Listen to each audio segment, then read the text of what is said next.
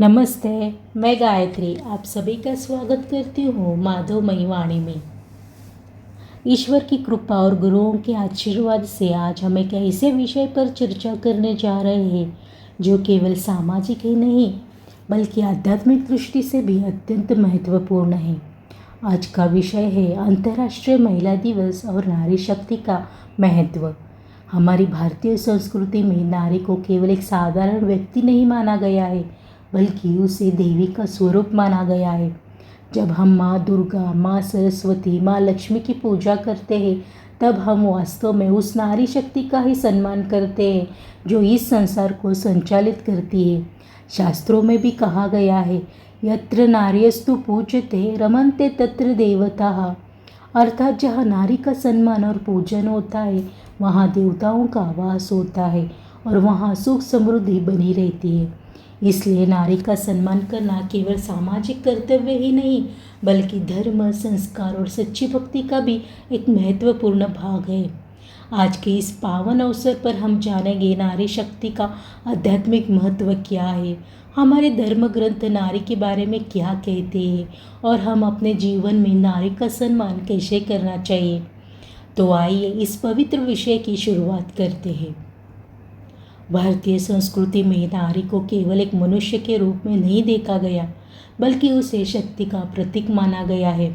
हमारे धर्म में यह मान्यता है कि इस सृष्टि का संचालन केवल भगवान से नहीं बल्कि उनकी शक्ति से होता है।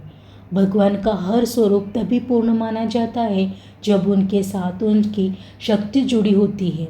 जैसे भगवान शिव के साथ माँ पार्वती है, भगवान विष्णु के साथ माँ लक्ष्मी है, भगवान ब्रह्मा के साथ माँ सरस्वती है। इसका अर्थ यह है कि शक्ति के बिना सृष्टि अधूरी है। शास्त्रों में कहा गया है कि भगवान और उनकी शक्ति मिलकर ही संसार की रचना, पालन और संरक्षण करते हैं। अगर भगवान को ऊर्जा माना जाए तो नारी उस ऊर्जा की सजीव अभिव्यक्ति है। हमारे धर्म ग्रंथों में देवी के कई रूपों का वर्णन मिलता है। माँ दुर्गा को संपूर्ण शक्ति का स्वरूप माना जाता है। जब संसार में अधर्म बढ़ता है तब माँ दुर्गा शक्ति का स्वरूप धारण करके बुराई का नाश करती है। माँ लक्ष्मी को धन, समृद्धि और सौभाग्य की देवी कहा जाता है। जहाँ माँ लक्ष्मी का वास होता है वहाँ सुख, शांति और समृद्धि बनी रहती है। माँ सरस्वती ज्ञान, विद्या और बुद्धि की देवी है। विद्या प्राप्त करने से पहले हम माँ सरस्वती का आशीर्वाद लेते हैं। इन तीनों देवी स्वरूपों से हमें यह समझ में आता है कि नारी केवल एक भूमिका नहीं निभाती बल्कि वह जीवन के हर महत्वपूर्ण क्षेत्र की शक्ति है। इसलिए हमारे संस्कृति में नारी को 3 मुख्य शक्तियों का प्रतीक माना गया है। ज्ञान की शक्ति जो हमें सही मार्ग दिखाती है, समृद्धि की शक्ति जो जीवन में सुख और संपन्नता लाती है, रक्षा की शक्ति जो बुराई से लड़ने की ताकत देती है। जब हम इन सभी शक्तियों को देखते हैं तो हम समझ में आता है कि नारी वास्तव में देवी स्वरूप है। इसलिए हमारी संस्कृति में हमें सिखाती है कि नारी का सम्मान करना केवल एक सामाजिक परंपरा नहीं बल्कि आध्यात्मिक कर्तव्य है। जब हम किसी महिला का सम्मान करते हैं तो वास्तव में हम उस देवी शक्ति का सम्मान कर रहे होते हैं जो इस संसार को संतुलित और सुंदर बनाए रखती है। हमारे धर्म ग्रंथों और शास्त्रों में नारी को अत्यंत सम्मान और उच्च स्थान दिया गया है। भारतीय संस्कृति में नारी को केवल परिवार का हिस्सा नहीं माना गया बल्कि उसे संस्कार, प्रेम और शक्ति का स्रोत माना गया है। शास्त्रों में एक प्रसिद्ध वचन कहा गया है, यत्र नार्यस्तु पूज्यते रमते तत्र देवताः, यत्रोतास्तु न पूज्यते सर्वस्तफलाः क्रियाः।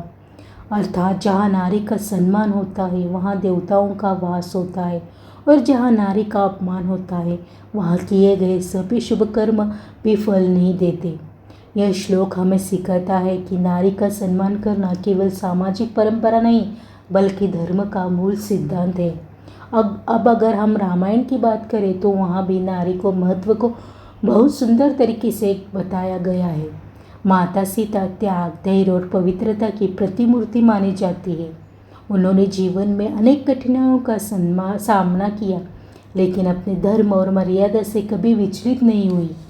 भगवान राम ने भी माता सीता का हमेशा सम्मान किया और उन्हें अपने जीवन की अर्धांगिनी माना। रामायण हमें यह शिक्षा देती है कि पति पत्नी का संबंध केवल एक सामाजिक रिश्ता नहीं, बल्कि आस्था और विश्वास का पवित्र बंधन है। इसी तरह महाभारत में भी नारी का महत्वपूर्ण स्थान दिखाई देता है। माता कुंती का जीवन त्याग और धैर्य का उदाहरण है। उन्होंने कठिन परिस्थितियों में भी अपने पुत्रों को धर्म और सत्य के मार्ग पर चलने की शिक्षा दी। महाभारत में द्रौपदी की कहानी भी हमें एक गहरी शिक्षा देती है। जब द्रौपदी का अपमान हुआ तब उस अन्याय के कारण ही महाभारत जैसा महान युद्ध हुआ। इस घटना से यह स्पष्ट होता है कि नारी का अपमान समाज के लिए बहुत बड़ी विपत्ति बन सकता है। इस प्रकार हमारे कई पुराणों और कथाओं में नारी के महान रूपों का वर्णन मिलता है।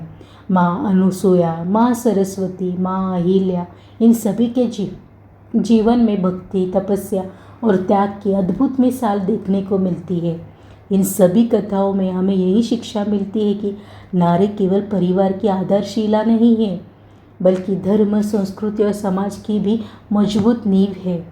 जब एक नारी अपने जीवन में अच्छे संस्कारों को अपनाती है तो वह पूरे परिवार को सही मार्ग पर चलने की प्रेरणा देती है। इसलिए हमारे संत और ऋषि मुनि हमेशा कहते हैं कि नारी का सम्मान करना ही सच्चा धर्म और सच्ची भक्ति है। अगर हम सच में भगवान की कृपा पाना चाहते हैं तो हमें अपने जीवन में माँ, बहन, बेटी और हर महिला का सम्मान करना चाहिए, क्योंकि हर नारी में कहीं न कहीं देवी शक्ति का अंश छुपा होता है। नारी केवल एक व्यक्ति नहीं है, वह कई रूपों में इस संसार को प्रेम, करुणा और शक्ति से भर देती है।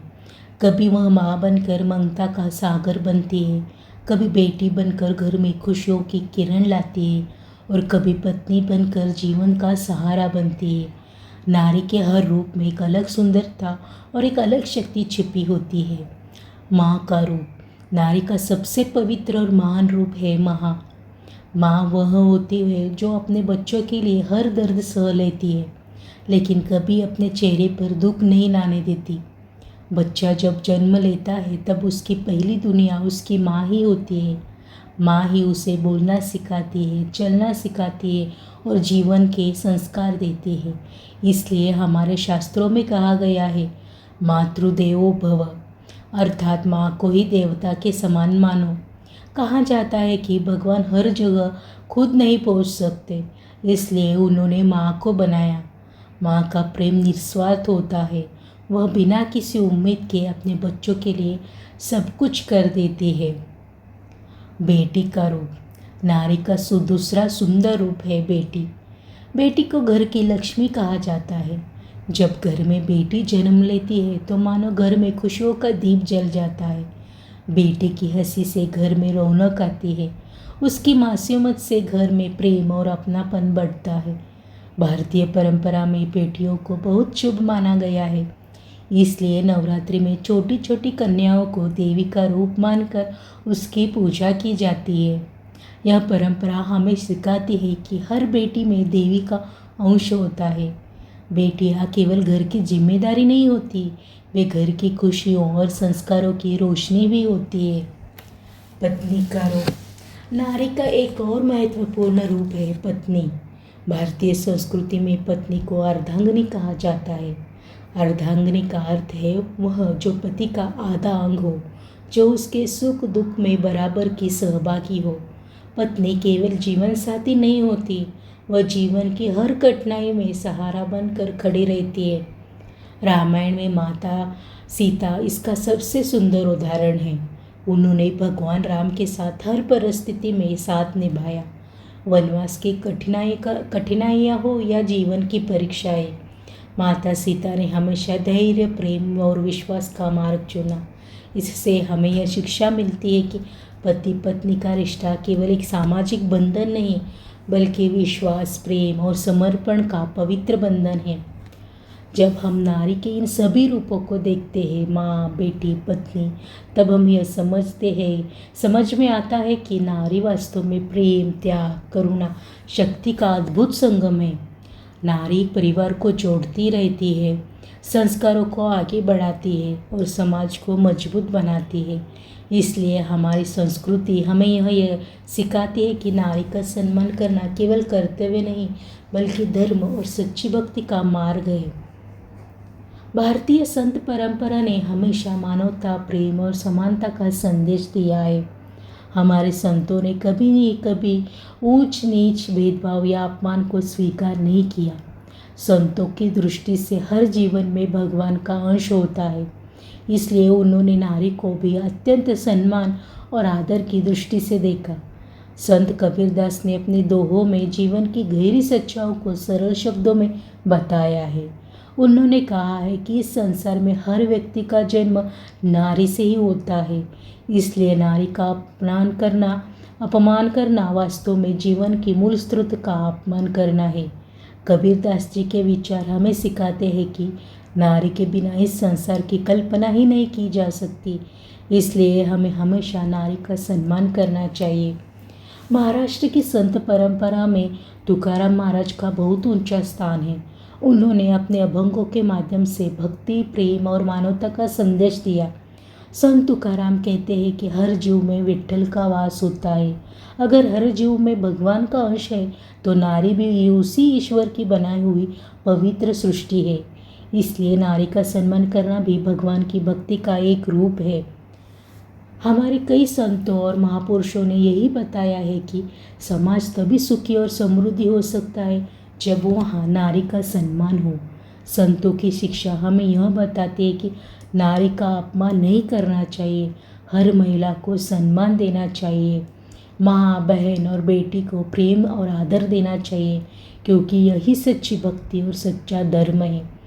भक्ति केवल मंदिर जाने या पूजा करने का नाम नहीं, भक्ति का सच्चा अर्थ है अपने व्यवहार में प्रेम, करुणा और सम्मान को अपनाना। अगर हम सच में भगवान की भक्ति करना चाहते हैं तो हमें अपने जीवन में हर नारी का सम्मान करना होगा, क्योंकि जहाँ नारी का सम्मान होता है वहाँ भगवान की कृपा और आशीर्वाद हमेशा बना रहता है। आज हमने नारी शक्ति के विभिन्न रूपों और उसके आध्यात्मिक महत्व को समझने का प्रयास किया। हमने जाना कि हमारी भारतीय संस्कृति में नारी को केवल एक व्यक्ति नहीं बल्कि देवी स्वरूप माना गया है। नारी कभी माँ बनकर ममता देती है, कभी बेटी बनकर घर में खुशियाँ लाती है और कभी पत्नी बनकर जीवन की हर कठिनाई हमें साथ निभाती है। इसलिए कहा जाता है नारी केवल परिवार की शक्ति नहीं बल्कि पूरे समाज की आधारशिला है। हमारे धर्म ग्रंथ और संतों ने भी हमेशा यही शिक्षा दी है कि जहाँ नारी का सम्मान होता है वहीं सुख, शांति और समृद्धि का वास होता है। सच्ची भक्ति केवल मंदिर में दीप जलाने या पूजा करने में नहीं होती। सच्ची भक्ति तब पूरी होती है जब हम अपने जीवन में प्रेम, सम्मान और करुणा अपनाते हैं। अगर हम सच में भगवान की कृपा पाना चाहते हैं तो हमें अपने जीवन में हर नारी का सम्मान करना चाहिए। इसलिए अंतर्राष्ट्रीय महिला दिवस केवल एक उत्सव नहीं, यह हमें एक महत्वपूर्ण संदेश देता है कि हमें नारी का सम्मान करना चाहिए, उसे आगे बढ़ने का अवसर देना चाहिए और एक ऐसा समाज बनाना चाहिए जहां महिला सुरक्षित, सम्मानित और खुश रहे। अंत में एक सुंदर पंक्ति कहना चाहती हूँ, नारी शक्ति का सम्मान ही सच्ची भक्ति है। आप सभी को अंतर्राष्ट्रीय महिला दिवस की हार्दिक शुभकामनाएं। अगर आपको ये जानकारी अच्छी लगी हो तो माधवमय वाणी को सब्सक्राइब करना ना भूलें। मैं गायत्री आप सभी से विदा लेती हूँ। नमस्ते।